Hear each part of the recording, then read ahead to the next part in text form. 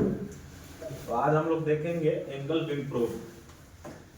Angle beam proof कोई भी हो, इसमें एक एग्जिट पॉइंट होता है जहां से maximum sound of intensity proof को छोड़ता है, चाहे 70 डिग्री हो, चाहे 60 डिग्री हो, चाहे 65 डिग्री हो। तो मशीन में उसको एक्स ऑफ बोलते हैं। इसमें कुछ पॉइंट दिया रहता है 1 2 3 4 5 करके। मशीन में इस चीज को एक्स ऑफ करके सेट किया जाता है, लेकिन इसको बोलते हैं exit point. Exit point on the probe from which maximum intensity of sound leaves the probe. Exit point probe में हम उसको बोलते हैं जहां से अधिक मात्रा में ध्वनि प्रोब को छोड़ता है, उस चीज को हम एग्जिट पॉइंट बोलते हैं।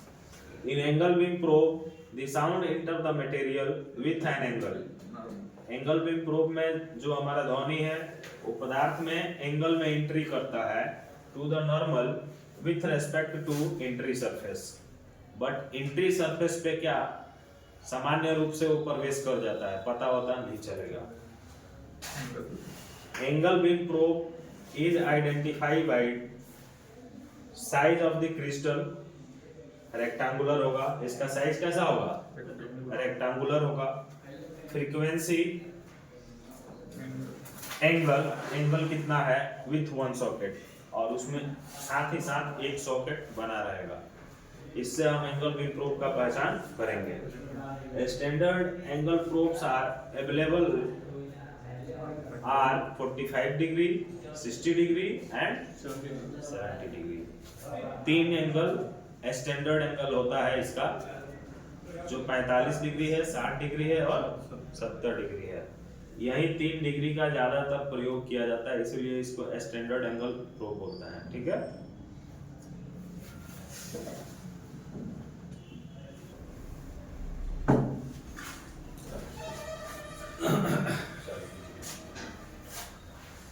Selection of angle probe. Angle probe का कैसे सिलेक्शन करेंगे? किसी भी थिकनेस, किसी भी जॉब का अगर यूटी करने हम जा रहे हैं तो इसका सिलेक्शन कैसे होगा?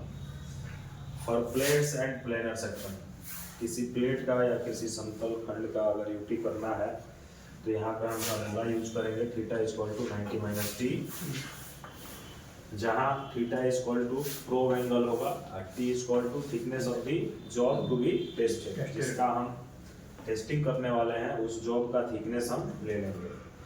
तो यहाँ मान लीजिए 10 mm है थिकनेस जॉब का, तो थीटा इक्वल टू फार्मूला है 90 माइनस टी। 90 माइनस 10 करेंगे तो 80 डिग्री आएगा। अब स्टैंडर्ड प्रोब हमारा 80 डिग्री का नहीं होता है, 45 डिग्री, 60 डिग्री, 70 डिग्री 3 ही होता है। तो क्या करेंगे? If 80 degree angle beam probe are not available then use nearest angle beam probe. जब हमारा 80 डिग्री का प्रोब उपलब्ध नहीं रहेगा, वैसे कंडीशन में हम जो नज़दीक का एंगल बीम प्रोब मौजूद है उसका प्रयोग करेंगे। तो 80 का नज़दीक एंगल बीम प्रोब कौन है? 70 डिग्री। तो यहाँ पे हम क्या करेंगे? 70 डिग्री का प्रोब यूज करेंगे।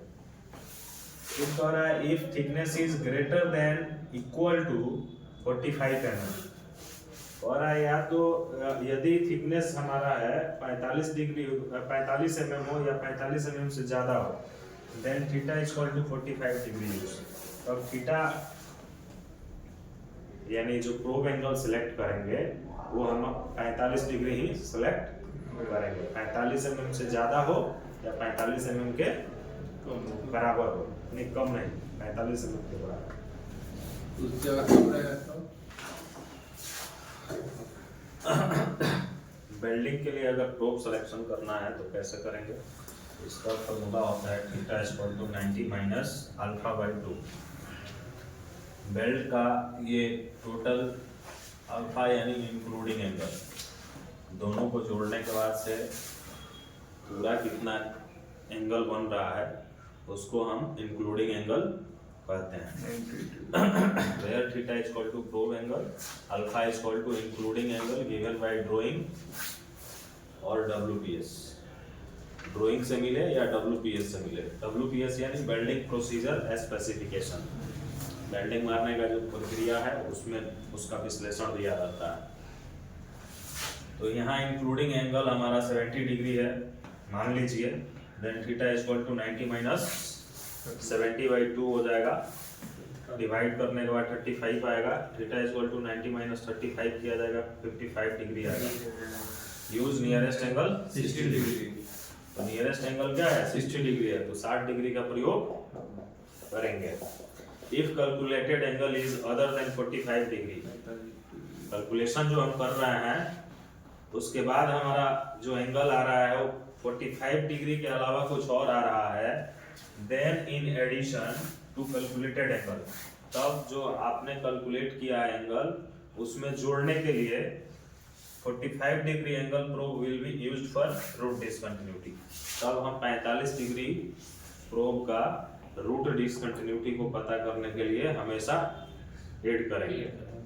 जैसे यहाँ 60 आया है तो 60 के साथ क्या करेंगे 45 का भी यूज करेंगे। 70 आया था तो 70 के साथ भी क्या करेंगे 45 डिग्री का प्रयोग करेंगे। अब कैलकुलेशन जब हमारा 45 डिग्री आ रहा है तो करने की जरूरत नहीं है, सिर्फ 45 डिग्री से ही हो जाएगा। पाइप्स एंड ट्यूब्स के लिए कैसे हम प्रोब का सिलेक्शन करते हैं एंगल का, प्रोब एंगल का, तो एक्सियल स्कैनिंग के लिए सेम प्लेट और प्लेनर सेक्शन का ही फार्मूला यूज होगा, theta is equal to 90 minus t। लेकिन सर्कमफ्रेंशियल स्कैनिंग के लिए लिफ्टिंग एंगल जो सेलेक्ट करेंगे sin इनवर्स id बटा od होगा, where id is equal to internal dia, od is equal to outer dia। इसके बाद से हम लोग सर्कमफ्रेंशियल स्कैनिंग का एक एग्जांपल देखेंगे अगले क्लास में।